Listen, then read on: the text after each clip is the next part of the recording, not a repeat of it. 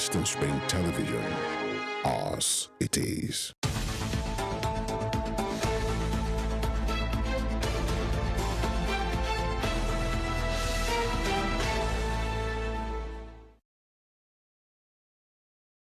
It's a happy day, the start of the weekend, as some will say it, and the last day of the working week.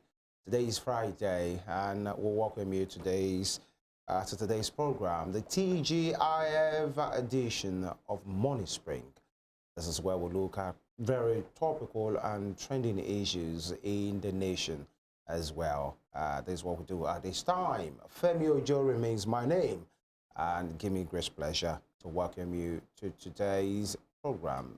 Very, very exciting lineup that we have for you. We'll first look at the headlines and later the conversation as well. Once again, you're welcome. So, Evelyn, salam alaikum. Let me greet you. Alaikum salam wa rahmatullahi wa barakatuh. Nice one. Good morning to you, Femi Ojo. It's Friday, and Yeah. like you all know, it's my best day of the week. Thank Right. God it's Friday. We coast gradually into the weekend. My name is Evelyn Ohiola, and I welcome you to the very last edition of Morning Spring for this beautiful week. Thank you so much for joining us. Right, and very exciting lineup. When I'm emphasizing that, I really mean it.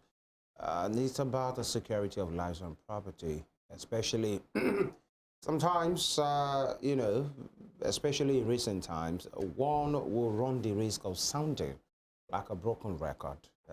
Talking about our security situation here, the rise in kidnapping. Some of these things are not all of it, by the way, just in different forms, but the speed in which we are witnessing kidnappings and abductions. Monarchs died in Ekiti. School children were kidnapped and their tutors, they are still there, among many other things. The issues on the plateau, Borno State and the southeast with the agitations, or with agitation, some of them there, and taking a violent turn in recent times.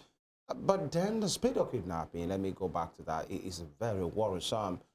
News had it last night that a particular monarch does only, I don't want to be wrong now, a particular monarch in Ekiti local government of Kwara State has been kidnapped. I think only Koro of Koro, or I will get the name very correctly now. And it's one we're going to wonder and say, is it now the turn of monarchs to be kidnapped? What is really the issue with us? And now we are battling with the economy. Many persons are crying. Somebody I know very closely came back from the market yesterday and was whining, was almost depressed because she thought she had everything handled. Evelyn, where you said a particular item cannot be more than 1,200. Okay, let me just put 1,300. And then you come back from market and the item is like 1,008, 1,009. And these are the issues. Economy on one side, security on another side. And it is rising. Yes, sadly. it is rising. And in this somebody time, is there telling us we are the one exaggerating this. politicians will say anything just to remain relevant in With government. lies. Talking about the market issue, when you go to the market these days, you don't go with a list because you do not know what you're going to buy. I mean, so it's better you just go to the market and allow the market to detect what you are going to buy. It's a sad situation. It's very, very sad. And at this time, it's alarming because a lot of people cannot even afford 3 square meal. Like you said yesterday, they can't even afford 2 square meal, even the one. It's not even a balanced diet. And we tell people to look after their health, not to even try to get to the hospital at this time because the medical practitioners are not even there, and the cost of drugs at this time is on the high. So how do we manage all of this when they cannot eat well, balanced diet, and still the medical practitioners, the health sector that is supposed to take care of them is now in tatters? It's that situation. And they're not even safe in their homes. So only Koro in Ekiti local government area of Kwara State, yes, a lunch killed the monarch and kidnapped his wife. Now, one will say, is it just because he's a monarch? That's why those are being arrested right now. It's not just because he's a monarch. We are all humans, by the way. But then when you see traditional rulers being kidnapped, being killed, and in this case, the wife kidnapped for ransom, again, then who is safe? Just like one woman said in that video that you read yesterday, or you told us about yesterday evening, that when Governor Yebanji went to a community, and one woman was there saying, if our king cannot save, not that he was only kidnapped, he was killed. So what about his subjects? Now, in Ekiti local government of Kwara State, Onikoro, reportedly killed and his wife kidnapped. These are the issues as well. We just mentioned the medical angle of these again. We learned OAUTHC, that's Bafemau Law Teaching Hospital Complex. That was a protest yesterday by some, do we call them staff now? Dismissed staff. Almost 2,000 of them that they were said they have been in the system before, but later they were dismissed for irregularities in the way in which they were engaged. More than 2,000 of them, and they protested yesterday. And many of them who spoke to newsmen with our reporters said, we have been working for almost 1 year or thereabout. We have been providing very essential services, to the system. How come they are not saying these things, the way in which we got in, it's irregular, that we bribed our way through and the thing wasn't done? That the same way they were taking is the same way some medical doctors were taking, but it's like those ones, or some of the medical doctors have been absolved, they have been paid, but for 13 months or thereabout, Evelyn, reportedly, they were not paid. So it calls to question what's really going on. It speaks to the rot in the system. It speaks to transparency, because these people have been providing essential services. If they were paid, it on camera. They should not have been, providing those services and being in that environment, that institution, going around their duties. And now they've worked 13 months and they are not being paid. I mean, they said yesterday that if you want to dismiss us, at least pay us for the year, for the months that we have worked. If that is legal, it's on one side, but morally speaking, I think they deserve their pay if they have been in the system and if they have provided services to people. 13 months later, you just found out they are not really in the way they should be. But then, fingers are crossed, we will be on the matter as well to see how this is happening. That's just an update among many of what has happened in the last 24 hours as well. We'll go on this break. When we'll come back, we head straight to the headlines. Very juicy stories. Stay with us.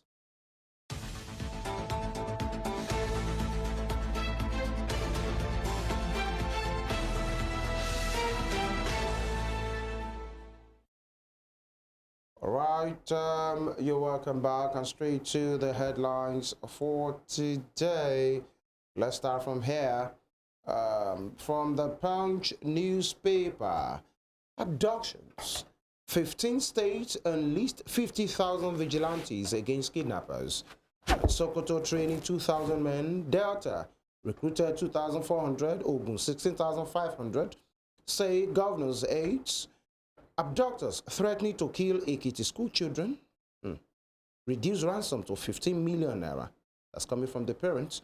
And by-elections, IG wants troublemakers restrict movement in 26 states. There will be by-election tomorrow in many states. Protest rocks OAUTH. Over 2,000 sacked workers. Said that earlier. Airfares to UK, US, others jump by 55%. Interesting. Airfares to UK, US, others jump by 55%. Lagos, Chinese firms seal rail bridge project deals. And of course, the inside there as the Lagos State governor flanked by stakeholders. Okay, Lagos really doing a yeoman's job. Federal government bar states from collecting mining royalties. Really? Okay. Punch celebrate 50th anniversary.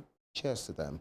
Naira rebounds as banks offload excess dollars. Okay, maybe what the CBN said to deposit money banks to sell their dollars is really working now. Naira rebounds, but then we'd like to see the rate as it is right now. We are joined by Ladeji Alabi. Thank you, Ladeji, for joining us. Always a pleasure, Femi. Good morning, evening. Yeah, good to have you here. A couple of interesting headlines. Abductions, 15 states enlist 50,000 vigilantes against kidnappers. Sokoto training 2,000 men. Delta 2,400. Ogun 16,500. Says government aids. So this is our reality right now. Is that the right way to go? Ladeji, we learned Zamfara has even commissioned its own vigilantes now. Yeah, I watched Zamfara's unveiling 2 days ago, live on TV. I think we are gradually returning to the reality that we need state policing, even though I still have issues with the number 2,000, 2,400 to a population of about 5 million, 4 million people. It's nothing, but just, and what level of, look at our own Amotekun here, what level of firearms do they have access to? You know, not only the federal government also allow these states to manage their own security. Let's have the guys that understand the terrain across the states manned and handle the security of those states. But I think it's a good direction that these governors are trying to see how they can, you know, save the lives of their citizens. The news of everyday killing of monarchs, you know, individuals, school children is getting worrisome, and for so many of us, it is already affecting our mental health. And I think the government just needs to do something drastic. And I feel this development of state government trying to create security arms is good, but also while we are creating them, let's know we are ready to fund them too. Right, and let me quickly, 2,000 men in Sokoto, 2,400 in Delta, 16,005 in Ogun. You know, Amotekun down the southwest, many states having its own. Zamfara has just launched its own. Now, when you have all these arrangements, Ladeji, vigilante, more or less like militia, guarding a particular territory, a particular state, is that like a complementary effort? Or is it a failure, a show of failure of the system? Because when every settings now, every state beginning to have people that we cater for them, doesn't it show that the system, the security architecture, is not working or has failed? Well, Femi, it is both. Both in the sense that state needs to complement the works of, you know, the national securities, you know. But it is a failure because yesterday on Twitter, I saw a news that really got me worried. A man that served in the military, you know, initially people thought he was only catching crews, or maybe he was doing it for, you know, For the ground. for grandstanding or whatever. But he said for 11 years he spent with Nigerian Army, his highest salary was 61,000 naira. 61,000 naira, Femi, for people that live literally their life outside where their families are. And I can tell you for free, Femi, an average political appointee, an ordinary essay to the governor or to the president, earns more than 300,000 naira. These are guys that many of them do literally nothing than roam about the government or the presidency office. And we have guys that carry arms, that sleeps under the, you know, in harsh conditions. Condition. Many of these guys, in 2 or 3, I have a younger brother in Borno. He lived there. He wanted to move just to come around for his mom's burial. It took a serious job for him to be released. And this guy earned how much? Less than 100,000 naira. Now, so it's a failure of the system, because also there are basic things that our police should be able to do. When I saw the news about of the death of the monarch yesterday, then the question, I immediately saw the governor with military men on bike in that local government. Then I asked myself, what are we doing with our intelligence gathering? Why are we playing the defensive role when it should be the terrorists that should be playing the defensive role? All right. We should be the one on the attack. But it leads me to the question that, like many of the security experts have said, that what we have in Nigeria is regime security, not the security of the people. Because every now and then, even I said it on Monday and I'm repeating, say, tweet, post anything or say anything that, you know, is against the government, even if you are inside the hole, our security men will look for you. why is it difficult for them to look for these terrorists? Right. Why is it difficult for them to look after these kidnappers? Imagine yesterday we saw the news also, yesterday evening or thereabout, I saw the news that the kids that were kidnapped in Nikiti, thank God you said now that the kidnappers have reduced the money to 15 million naira. The total amount that the community has been able to raise as of yesterday was 450,000 naira. These people are poor. So it speaks to the fact that our systems have failed. Okay. Finally, as I round up, Femi, a friend of mine told me about an incident that happened on a street in California, USA. So he said there is something like, maybe hijacking or something, blah, blah, blah. And I was like, so military guys will come. He said, what will military come and do? He said LAPD will handle it, and under 30 minutes, those guys handle the rescue what they want to do. He said you can only see the U.S. military on the borderlines. But here in Nigeria, you know the best of the military guys on the street because the police are really not doing their job. Okay, that's all for now. All right, we move to Delhi Independent newspaper for today, Friday, February 2nd, 2024. Bandits demand 290 million naira food items to free 7 FCT hostages, with the riders threatened to kill 2 if ransom is not paid on time. Abduct FHA director near military camp in Abuja. It's the audacity for me. And lastly, on that particular story, parents of abducted Al-Kalam varsity students urge their release. We hope they are brought to him safe. Away from that, Sanwo-Olu procures additional rolling stock for blue, red lines from China. FG unveils plans to procure more arms for National Parks operation. The story is on page 29. And Senate seeks Germany's partnership in security, power sector development. By-election, IGP restricts movement in 26 states. Matawale disowns Katsina elders over criticism of Tinubu's policy. Only creation of state police will tackle insecurity, says the Middle Belt Forum, and they are saying that regional security outfits can't check insecurity. Tinubu condoles with Shatima over stepmother's death.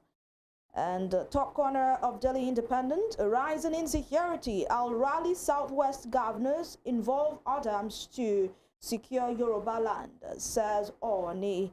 And IFRS 17, dearth of actuaries threatens insurance course submission of financials. All right, let me take on Ladeji on the statement by the, still on insecurity rather, the statement by the Middle Belt Forum that only creation of state police will tackle insecurity. The regional outfits, the Amotekun, the Bubiagu, they are saying cannot curb the insecurity we have in our country, except we have state police. You know, let's look at why the governors resulted in creating the regional security. Don't forget that then a lot of them met a serious resistance by the then President Buhari, his national security advisor. In fact, the IG threatened a couple of, I remember in Ondo State. That's why for many people, even for some of the things late Governor Akerelu did not get right. But the fact that he championed the cause of this Amotekun thing, I feel he did well in that regard. I know a particular king in Ondo State that was summoned to come to Abuja because he questioned others that were disturbing his community, and the governor told him, "You are not going anywhere." You know, because he also has a responsibility to protect his own people. He also has a responsibility to speak out to the people. You know, so but because of the resistance the governors met, then they had to do it in a regional form so that everybody will come together and see, we are doing this, and there is nothing you can do about it. And don't forget also that at the time the IG threatened, they did all this, they went to court and all and all. So I feel gradually, like I mentioned earlier, we will get to where we are going. But we just need to keep pushing. If the state policing is not yet materialized, let's start with the regional police. I mean, all these regional whatever. I know in some states, Amotekun guys are doing very, very well. I know also in Osun State, they've been involved in a couple of work complementing the works of the police, you know, to make sure people are safe. So I feel we will get there if the federal government is being, you know, dragging on the issue of state police. I think in the regions, they can come together, form an alliance, just to make sure you protect. Because, see, for my fear, maybe because of, my fear is always that I see the totality of everybody in Nigeria as a system. If you feel what happens in the north doesn't affect you in Osho, you are only deceiving yourself. Yeah. It is a matter of time. Yeah. A king was killed in Ekiti local government in Kwara State just yesterday. Don't forget it was in Ekiti State about 2 or 3 days ago. Kwara is how many minute drive from Osho? Kwara is how many minute drive from Oyo? From Lagos. Before you say Jack Robinson, it affects everybody. So I feel the federal government just needs to be sincere. State government need to be sincere. We need to protect the lives of the citizens. All right, so let me take you on this last one if you can do this in 1 minute. Matawale disowns Katsina elders over criticisms of Tinubu policies. We always have this where those in government, our leaders, are not receptive of criticisms. I mean, for any progress to be made in any sector, whether it's on a job, whether it's in your studies, I mean, that's why you have defense when you go to school, because they have to criticize your work. What you've done. Yeah. But when it comes to politics, especially in this part of the world, our leaders are, you know, very unreceptive of criticism. Of course, yes. They don't like you when you criticize them. And is that why most monarchs, you know, people that are supposed to be speaking truth to power, are keeping quiet? Well, Evelyn, I think our politicians are just deceiving themselves. Why I'm saying this is that, you know, like Yoruba people will say, if you, you know, chase a goat to the wall, it will turn back to you. In fact, Nigerians have broken the wall and they are still moving. But when they get to the iron that they cannot break, I just hope Nigerian politicians realize this in good time, before people start attacking them back. It will come one day if things continue like this. Let's be realistic with ourselves. I look at it, even at least we were a bit younger then, but during military regime, we still have people that can, even though they have their high-handedness there, but we still have people that speak truth to power. Yeah. And, you know, military will always want to shy away from, okay, don't let us, because people call us bad names already. But now in the civilian regime, that you should take criticism of, okay, so if people are saying this, what can we do better? If people criticize you, they want it to be better. Yeah. But if people criticize you and you feel, no, this one has criticized me, it happens virtually in every state. The moment a monarch, the moment a person, as a matter of fact, in Kogi State, I understand the former governor has an issue with a particular ethnic group in Kogi because they don't like his policy, and he felt, no, you people are not my people, and whatever happens here, it doesn't make any sense. The moment, irrespective of the party you are coming from, irrespective of the number of people that voted for you, maybe by crooks or whatever, you've become the governor, you've become the president, everybody becomes your own. Even if they do not vote for you, you must carry everybody along. Even if they criticize your policies, they only want you to be better. Yeah. Okay. All right, and that is it. And I remember what Mr. President said before he took the power, you know, the mantle of office. He said nobody should pity him. Yeah. Do not pity me. I asked for this job. So when I get on this job, whatever it is you want to say it to my face. We hope that Mr. President can actually be receptive. And not only Mr. President, all other governments. Evelyn, let me just chip this in. What he said then is like a guy that is actually asking a lady out. You know, you promise heaven and that. Okay. So leave that. Imagine, I just tell me that's what you guys do. You should ask Ladeji. No. I'm saying no. I'm not in that. So the next one, The Nation newspaper is next, and Naira's fall. CBN moves against banks for hoarding $5 billion. Just a few billions here and there. Apex Bank deploys monitors in DMBs to enforce compliance with Exxon rules. Investors gain $902 billion in market rebound. Gunmen kill monarch. State police way to go, say governors, legal giants, others. Federal government seeks payment of $2 trillion debt from minors. INEC excludes PDP from by-election in Plateau State. Court stops Ebonyi PDP senatorial candidate. And pressure mounts on abductors of Ekiti pupils. And riders, IG deploys AIG and assets. Kidnappers lower ransom demand. And I am the unifier for Edo PDP, says Igodalo. And Ondo Deputy Governor Adelami pledges to add value. And the picture here is the boosting of the blue and red rail lines that has Governor Sanwo-Olu in this picture, of course, with I think people that matter in that particular project.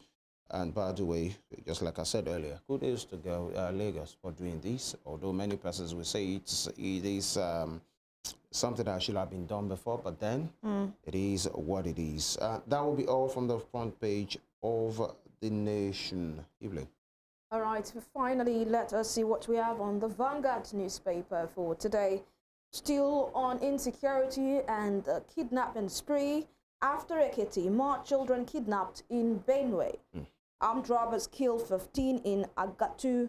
Bandits demand CAF Sira rise. 290 million naira to release 7 hostages. Abducted Ekiti Pupil School. Parents, community launch crowdfunding for ransom. Police arrest 8 suspects. Urge residents to stay calm. And one would want to ask, how do you stay calm in the midst of the storm? Establish state police to fight insecurity. PDP governors tell FG. And we can see the pictures of the governors there. Away from that, banks' borrowings from CBN rise 269% to 3.6 trillion naira on 1 month. And why government should remove electricity subsidy. This is coming from the power minister. Tinubu congratulates Dangote on bagging Senegalese award. And hardship, 7 months not enough to fix Nigeria, says FG. We are back to that road again. 7 months not enough. So don't criticize us yet. I mean, let us have enough time and let our policies begin to, produce results before you are able to criticize us. But then, removal of electricity subsidy by the power minister, Delabu. If you can do this 1 minute, Deji. I saw the news yesterday and I posted something on that tweet. Immediately I saw the news. I said they should keep pushing till people start running after them. That's the reality. Nigerians are faced with a lot of problems, insecurity, inflation, and blah, blah, blah. Add the electricity, whatever, to it. And people are even paying a lot on electricity already. When our leaders want to shamelessly do something, they will tell you we are the ones paying the lowest in this place, in that place. But when they want to increase minimum wage, they will never tell you Nigeria is one of the people that earns the lowest in the world. A particular, I think, New Zealand or a country yesterday just increased their minimum wage, from maybe about $10 or $11 to $14 per hour. Don't forget they earn per hour over there. But in Nigeria, they would never see that. It is only when they want to squeeze the citizens the more. Let them increase it again. They are adding more to the reasons why people should go on the street. At this street, there is no sugarcoating. There is no stopping it. It's just a matter of time. That's the reality. Right. Right. Interesting one there. It is what it is. By the way, we shouldn't, as leaders, or their leaders should just listen. Of course, policies might be painful, but it should show that there is really work in progress. But then, Evelyn Ladiji, it becomes worrisome when the people who are telling you to, persevere, to just endure, because you will reap the fruit of your labor. You get to that promised land. We don't know when or where exactly. These are the teething issues that people should have. The other people that should just bear it. But you guys there, it appears nothing has changed. Everything they need for their office, they get. Of course, every protection they need, they ask for, they get. The electronics, vehicles, renovation of offices, logistics is needed for me to perform my work, they get. Femi. But when it gets to the other people, they should endure. In 8 months, these people, the same people that are telling you not to criticize them here, don't forget, in 2022, over 27 billion was budgeted for the renovation of the National Assembly.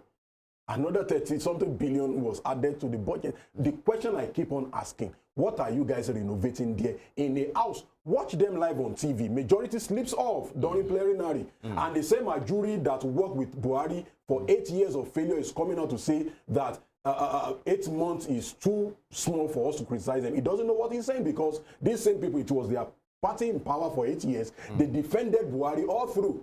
And now they are defending another failure. No, it won't happen. The reality is, if your policies are not working, go back to the drawing table. You have a team. That's why you have a team of ministers. You have a team of, you've appointed a lot of people in committees. Go back. If these things are not having positive effect on the people, people will keep shouting. All right, there is a place to always review, you know, to see the workability of how this thing is going. By the way, let's state it there. This is not about inciting and incitement of the public. It's about the reality, because people are really, you know, crying. Let's just say it as it is. Angry. Angry, upset, and this, and helpless as well. Let's add that. Like, what do we do? Where do we go from now? And the take home is not even taking anybody home. Okay, these are the issues. Ladeji, thank you for your thoughts this morning, and have a very lovely day and weekend as well. Yeah, of course. You see, I'm in the sporting mode. Super Eagles will be playing tonight. Right. Even though we never. No, I'm copying Femi. You know, you had me on the show when the tournament was about to start, and I told you I don't have any hopes in them. But now I You're feel back on track. Your hope is renewed. No, not really. At least Mr. President is doing something. Your hope is renewed. Doing something on that's sport. Like Is he the one playing the game? It's like the Super Eagles. That's what they say about result cancels insult. These two people on my left didn't give Super Eagles, and somebody behind the camera that I know didn't give the Super Eagles any chance. But I'm still not giving you guys any chance. I'm only saying that you guys will be playing this evening. You guys will be playing this evening. All right, we'll talk about that in the course of the program. We'll go on this break. When we come back, we'll talk about security.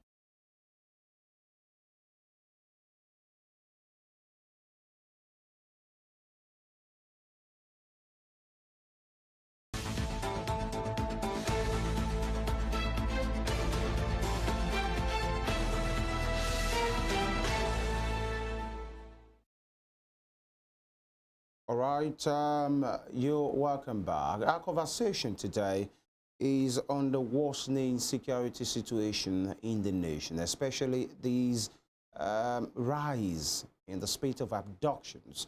Sadly, just a few days ago, it was about the killing of some monarchs in Ekiti State and the abduction of some school pupils and their tutors still there, ransom still being discussed, and parents are in agony. You know, not to talk about what has happened at the plateau at the eve of the new year, and many troubles on the plateau as well.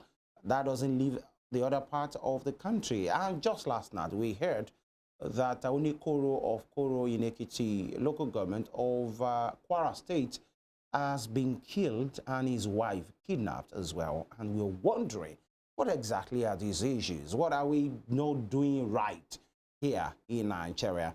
And we are being joined by a critical stakeholder, someone of immense experience, a retired assistant director with the DSAs, Mr. Dennis Amachere, MON, joins us live virtually this morning. Good morning, sir. Thank you for joining us.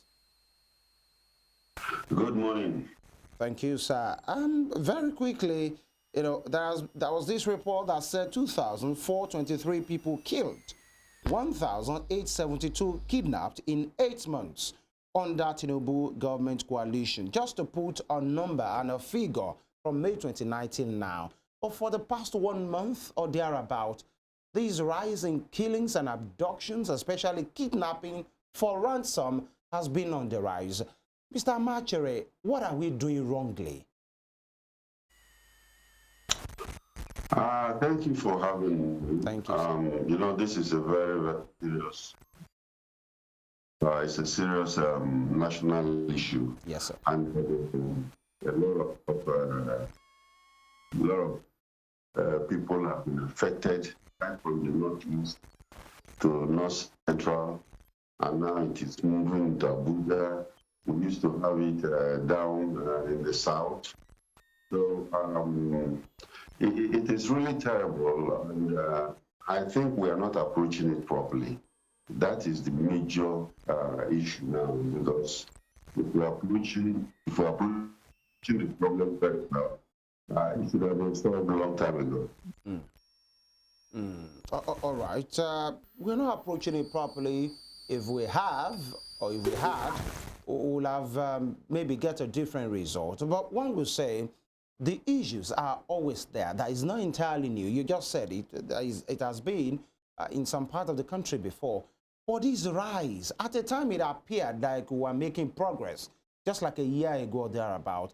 But for the past few months, and especially the past few weeks in Abuja, in you know, some other parts of the country that we have mentioned, now even in the southwest and in some part of the north central, the rise is what I'm bothered, and many Nigerians are bothered about. The audacity for these people to go about doing these things, and when they ask for ransom, they go ahead, they ask for money, they hold on. Even when they know that the security operatives are aware, the whole nation is aware, they still hold on. What is giving them that audacity? Mr. Machere. The name is Amakri. Anyway. Amakri, thank you, sir. Yes. Thank you. Anyway, the audacity that is happening right now is what is bothering everybody. Because, you know, if my people say if you have a very small boy, you know, a 7-year-old boy, come out to an adult and start insulting him, you know, something must be behind him, you know, for him to come out and insult you boldly.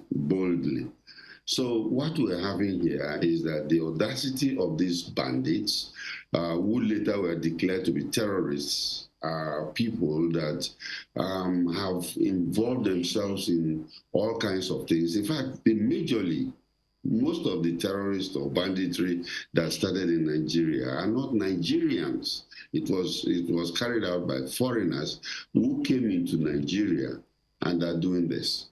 And then, of course, we've come to find out from our research that a lot of them have even getting involved in the local population, because some of them are declared to be West African Fulanis, the Fulanis that speak French, not English. That means they are not from this area. You know, they are from the French-speaking countries. And they've been around doing all kinds of things. I think there is some kind of laxity where a lot of politicians, let me put it that way, because when we look at the whole thing, I think the problem stops in the doorsteps of politicians who allow this to happen. You know, politicians allowing this to happen, how? Are you saying they are the ones responsible, or they are turning the other eye? That's one. And number two, what has happened to technology? Mr. Macri, when we said this is 2024, this thing should not be too hard, you know, and the NIN, the BVN, all the identification means and devices. Former Minister in charge of digital economy, Mr. Pantami, said he has done his bit recently when he was involved in a negotiation to say it's left for the security agencies to do this. But it's looking like it's not useful, or is it rocket science? Can you explain? It is not rocket science. How can it be rocket science? These are things that can be done and have been done. In fact, when the police themselves were having tracking systems, the DSS have tracking systems, and they have tracked, they've even arrested people. And, let us sit back and ask one question. Of all the arrested terrorists or bandits or kidnappers, how many do you know that have been prosecuted? So they are not prosecuted, they are arrested, and they just go there, they do whatever they want to do, and then the next day you see them on the streets again. Terrorists who have been killing soldiers have been captured, arrested, and taken to Nigerian military bases. And later there is this funny policy that they should be de-radicalized and then, of course, reoriented into the army. And you do that, what do you really expect? And then they go back to where they have attacked before, and then, of course, go ahead and do whatever they want to do. So you can find out that there is some kind of compromise. There is a serious compromise. There is some kind of, how do I put it now? People who are sponsoring this terrorism. And of course, it is common knowledge. It's common knowledge. The United Arab Republic, Emirates, have come to tell us, in fact, send us the names of terrorists that or kidnappers, sponsors that they have found out in their intelligence system. And then, of course, it was with if you remember very well, the Attorney General of in the last administration was saying, oh, he was going to prosecute them, he was going to announce their name, and then, of course, it just died away. So these things are with us. It is the laxity and then, of course, people who feel that they cannot, have the political will to pursue this thing that are allowing these things to continue. And I'm happy what is going on right now, I can tell you, because it is moving towards Abuja. People, those politicians who are supposed to do something about it, are sitting up because, of course, they are worried. Now, when we start having ministers or senators or legislators being kidnapped, then I think everybody's going to wake up. All right, so Mr. Makri, are you saying that there is a handshake between the politicians and these terrorists? I need you to, I need you to actually break it down for us. Are you saying there is a romance between the politicians and these terrorists, or we have funders of terrorism, amidst our politicians? What is the case exactly? Do you remember that even President Jonathan was saying that he has some of these terrorists in his government? Okay. One other minister says it again, that there are even in this particular government, there are people who are sponsoring terrorism. So when you said whether there's an handshake, I was even thinking, I said it's more than an handshake, it's a romance. Then you went and mentioned it that there a romance between the terrorists and these politicians. Yes, I can tell you that without missing word, that there are politicians, and of course the security agencies, the police, they are aware of some of these people who are, there are people who are even coming out on national television and telling you that, you should not prosecute Boko Haram people, you should not, they try to release them. Okay, Shegumi himself has come out on national television to tell you he has been visiting them. He has visited them, and then of course, they have even, one of his aides was arrested with a ransom that they collect ransom, they go and give the terrorists, and then he takes his own share out of it, and so these are not secrets. These are things that are in the public domain.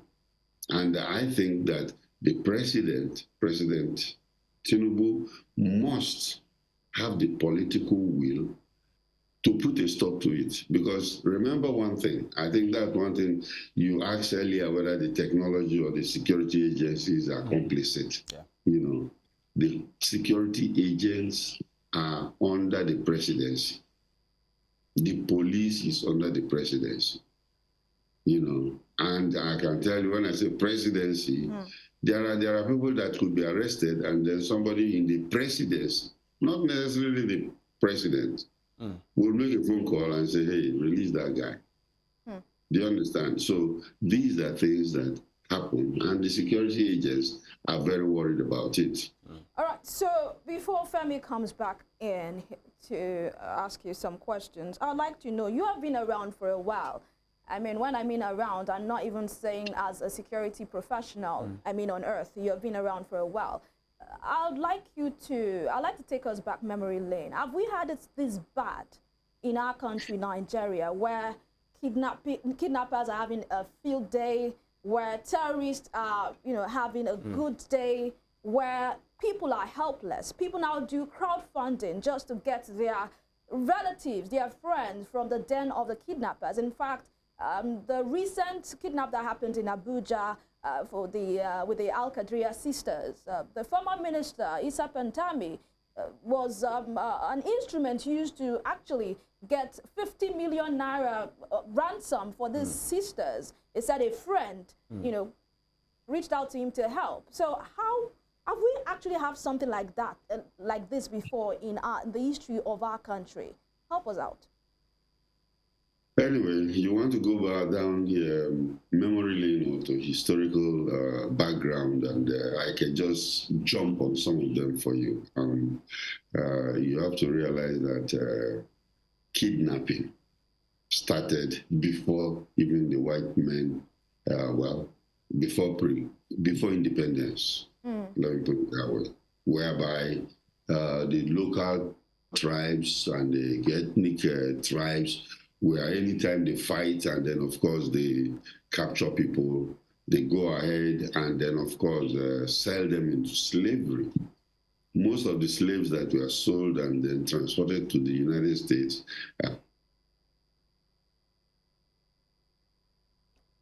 All right, we'll try to work on the connection. It seems we're having some issues with it. We'll try and have Mr. Makra back. You know, the question was, have we had it this bad? History. Yeah, so bad this time. Mr. Makri was about giving that one to us. We'll try and have him back. But the issues are, it's at everybody's doorstep right now. You just don't see it somewhere, you know, Shogbo or in Okini or in Ofa to think, oh, is there a problem in the north? No. It seems everybody should be aware. But interestingly, Bayo Ononuga, one of the handlers of the government, you know, he speaks, well, assist the president on strategy. You know, he said Nigeria is not even in one of the worst 10 countries, you know, that are having security issues. That Nigeria even ranks better than some of these, you know, if actually I may take that, he said Nigeria is safer than South Africa, US, and it's not even among top countries with worst cases of kidnapping, and that's coming from Mr. Ononuga, and that's what he said about the way. But one will say it speaks for the president about the way, you know, strategy-wise, and what do you expect of him to say. But then people will say, I know what I know, and I know what I hear, what I see, the kind of things that are happening. Now, many persons might even say, I'm not interested in comparing, you know, this comparison with South Africa, with some other countries of the world. I just want to be safe. I didn't vote for Ramaphosa, or I didn't vote for Joe Biden there in the US. People have made their choice. Either you voted for the president or not. He is the president, and he has a duty to keep everybody safe. But then it seems that is not happening. And also, we need to question why our politicians in this part of the world do not actually accept reality. I mean, if the president understands the gravity of what is going on in the country, people are killed on a daily. People are being kidnapped for ransom. You know, we heard in the news, we read in the news earlier this morning, where the kidnappers are threatening to kill 2 of the kidnapped victims if the ransomware are not being paid on time. Not they are not paid.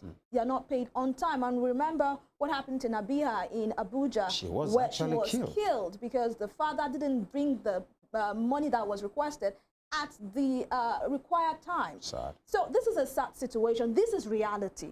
If Mr. Bayo Nanuga is trying to play to the gallery or trying to gaslight Nigerians, to say it's not as bad as you people Nigerians are wiser now, and we just want, like you said, Femi, a safe environment where we can do the little business that we want to do. People are not asking for the government to give them just chicken give us a safe environment or rice or whatever. They just want to be. We can walk.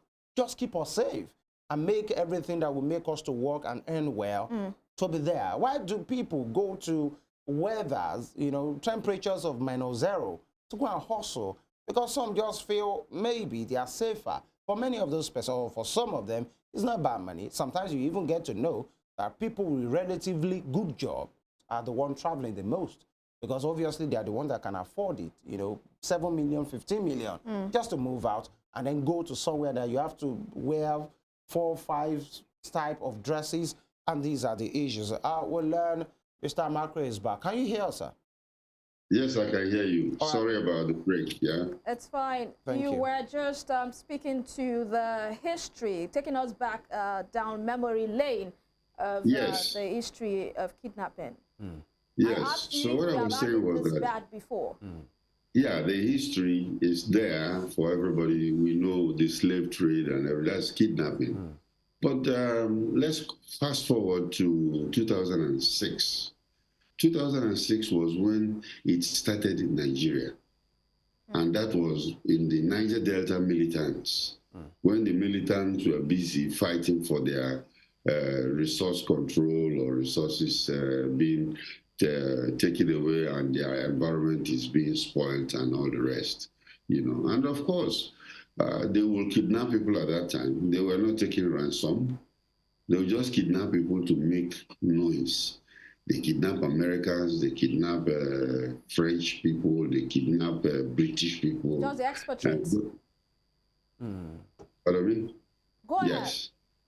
Yeah. Just to make a noise for the world to know, drawing attention to their problem. And then later, kidnapping for ransom, which is the major one we have now, started. And then, of course, Boko Haram, when the Boko Haram started too, it was the same thing. They were not looking for money, but gradually they come to realize that there's a lot of money there.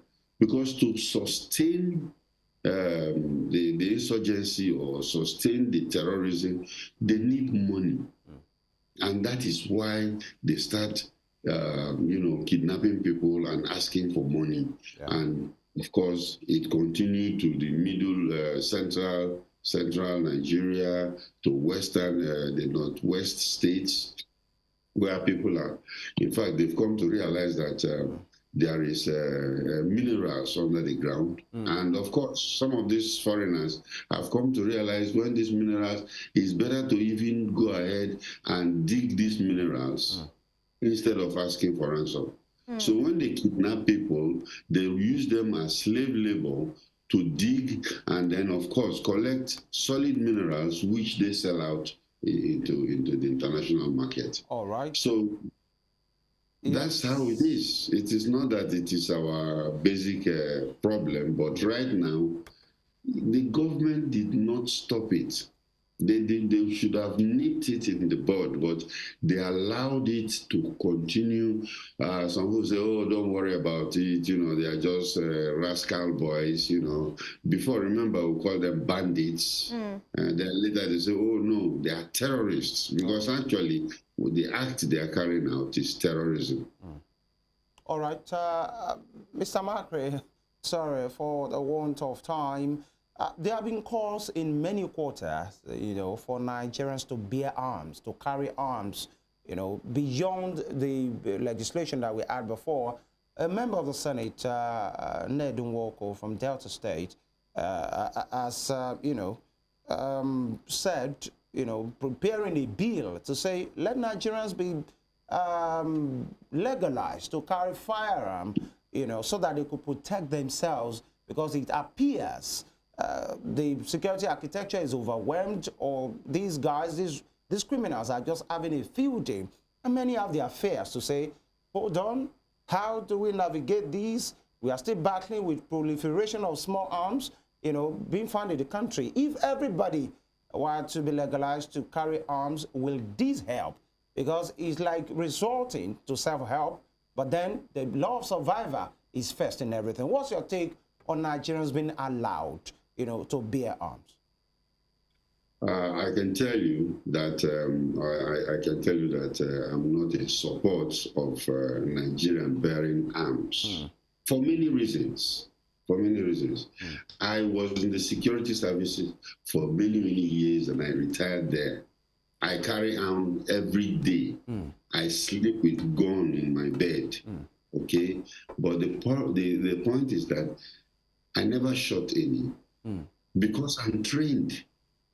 I was trained, and I go for continuous training. Yeah, you know, and of course we know that even policemen who don't go for continuous training, sometimes they shoot their colleagues, and they'll say, "Oh, it's a accidental discharge." Yeah. There is nothing like accidental discharge to a trained, person that is carrying legal arms. You cannot accidentally discharge your arms.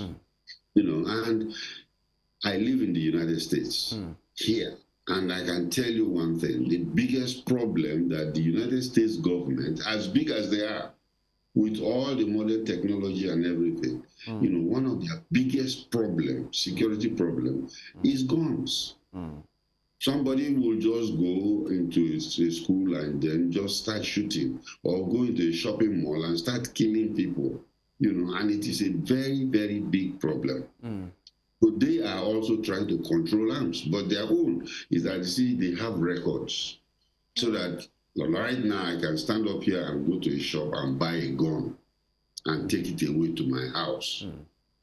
And why? Because they have all my records, they have my picture, they have everything about me before they give me the arms. And then, of course, that gun, the serial number, everything is with them. But in Nigeria, you say people are not trained. Number one, we don't have the range to teach people how to shoot guns. And then people can be shooting themselves. And you know about Nigerian men, sometimes he goes to work and he comes back and his food is not ready. His wife is busy in the kitchen, and he might shoot her, getting angry. Even on the traffic, you know what is happening. Well, do you know who I am? Do you know who I am? Why did you scratch my car? And if he has a gun, tell me. Just tell me what he's going to do. Yeah. He's going to bring it up and shoot somebody. So guns are a problem. Allow the people, what we advocate is that allow the people that are trained to carry the gun. And those people should be well trained, well equipped with modern guns and technology to fight crime. Not everybody trying to carry guns. It's a problem. All right. All right, Mr. Makri, we are pressed for time and we really need to let you go. But before you do, if you can do this in 30 seconds, what advice will you be given to the government? I mean, if you had to have a one-on-one with Mr. President at this time, what advice will you be giving him to curb this insecurity that has ravaged the country? Now, what I can tell him very quickly, because of time, is number one, he should, crime is committed at every locality. Crime is committed in every local government. All right. Or any crime that is committed is happening in a local government. What does that mean? That crime is local. So create state police. Right. Create state police. Let the law enforcement people be nearer to the crime. That way, if anybody commits any crime in any locality, they will know the person. And then number two, train and equip the police. All right. Nigeria is 200 and something million people, and we have only about 400,000 policemen. Egypt, which is 90 million, 90 million, Egypt, they have 1 million, more than 1 million policemen. All right. So what are we trying to do? We are not policing the place very well. All right. So what we have to do is to just do these things quickly, and then of course things will get better. All right. We appreciate your time on the show, Mr. Dennis Amakri, MON. Thank you so much for coming. All the, our conversation with you has been so insightful. We appreciate your time. Have yourself a beautiful weekend. Thank you very much. Have a good day. All right. The conversation with a retired Assistant Director, DSS, Mr. Dennis Amakri, MON, joining us virtually from the United States, speaking to the insecurity that we have in our hands right now in the country. And Femi, speaking to solutions, it says state policing and also equipping the police to have arms and also be guarded, and also with intelligence. It spoke on, intelligence gathering too. That's right. That's the way to go. Security is #1 right now. We just have to be alive to go about our normal businesses as well. We switch gears. Right now, the Super Eagles of Nigeria will be playing later today, 6 p.m. Ireland, facing the Palancas Negras of Angola. To give us an update on that, we will be joined by a sport correspondent who is in Cote d'Ivoire to give us an update of what is going on. That is Joseph Atayawa. Joseph, good morning. Good morning, brother. Good morning. All right. Thank you for joining us. Thanks for having me. Yeah, Eagles will be playing against Angola. And, personally speaking, when I saw that fixture, my mind went straight back to 2006 when the Palancas Negras denied the Super Eagles that World Cup ticket. And it was so bad, painful at that time. Now we are facing them again at the quarterfinals of the African Nations Cup going on in Cote d'Ivoire. What do you have for us? What do we know? How prepared are the boys? Okay, so I think we need to put the 2015 to time. That's a long time ago. The players that, are playing with the sport here, not even the backroom staff. So let's face reality and look at what to expect today. For the Angolans, it's not by mistake they got to this position. We must put that, even though on paper it's looking like Nigeria, the overwhelming favourites. But then I'm looking at the Super Eagles of Nigeria and what we've seen so far in terms of training, in terms of preparation for the boys and everything. They are geared up. They want to win this game by all means. And it goes past the Angola game for the boys. They want to win the title. And if you look at the routes to the final, except they're very unserious, so they decide to be unserious, they should be winning that game, because after Angola, they take on the winner between South Africa and Cape Verde before the finals. And if you look at the other flank, we have Cote d'Ivoire, Namibia, DR Congo. I mean, these are lesser teams compared to Nigeria, so they want to win. But then what is competition too, which the boys understand, is that if you underrate your opponents, and then of course you might suffer for it, like the Algerians and the Senegalese teams have done. So going back to your questions, these guys are geared up, and we know that 5 p.m. here in Ivory Coast, 6 p.m. in Nigeria, they say victory is ours. All right, Joseph, I'd like to ask about the individual that is saddled with the responsibility of guarding our goalpost. We heard that Francis Uwabali was on our training yesterday for the last training. And also the head coach, Joseph Pesaro, saying he's confident in him and also the other 2 goalies. Let us know, will Uwabali will be making it to the, to the field this evening?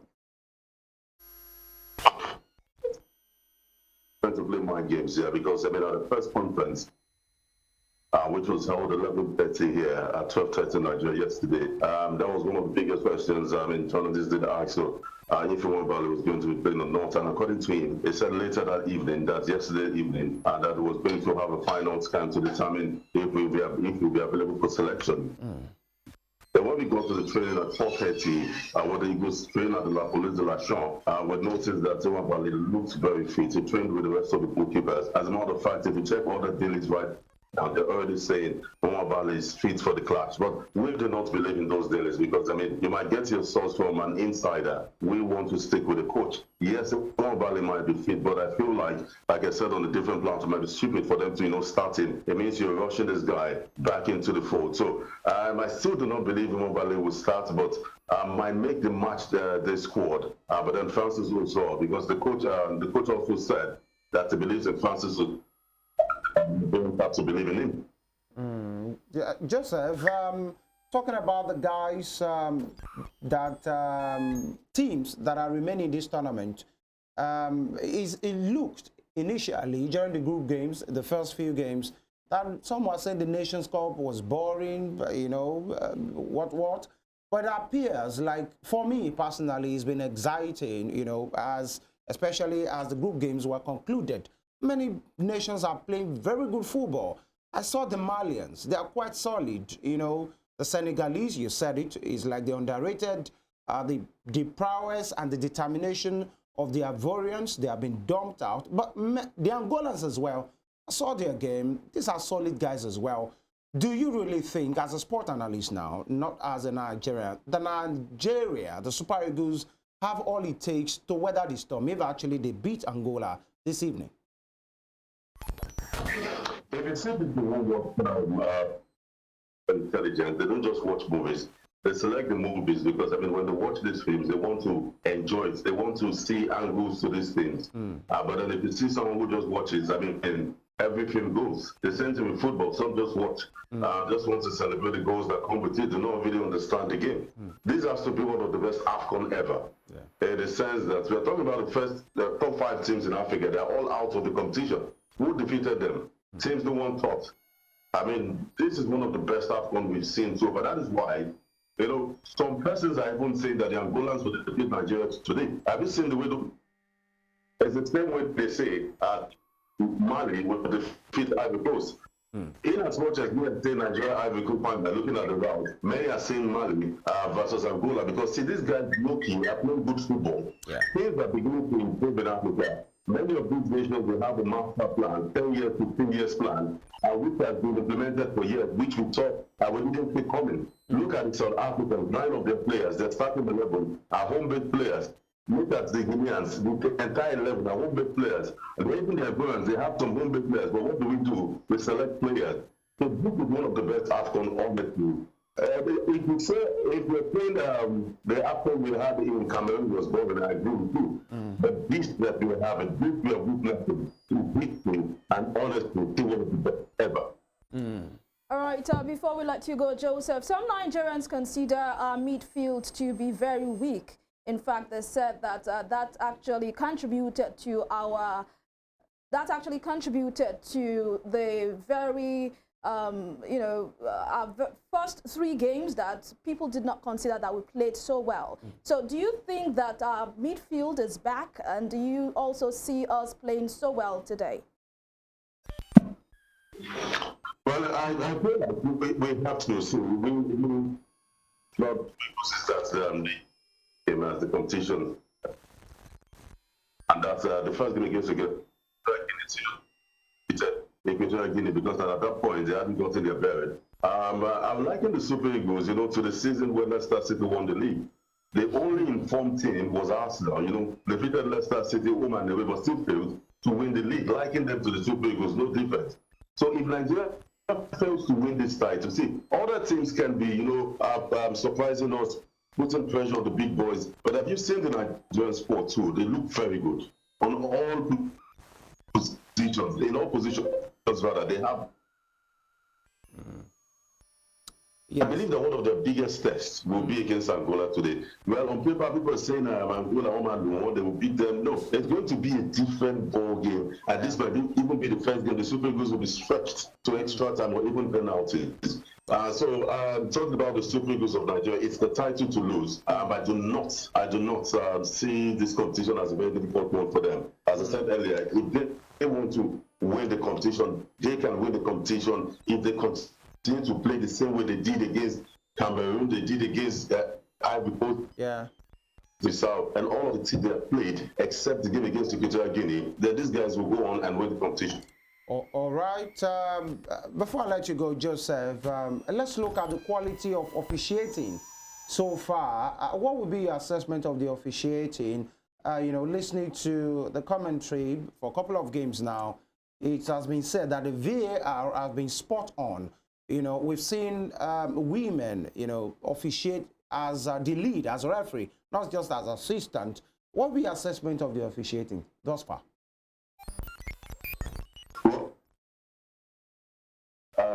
Top notch, but one thing I noticed is that the people are trying to impress the world. Don't forget, this is one of the first AFCON that you've had instructors from FIFA.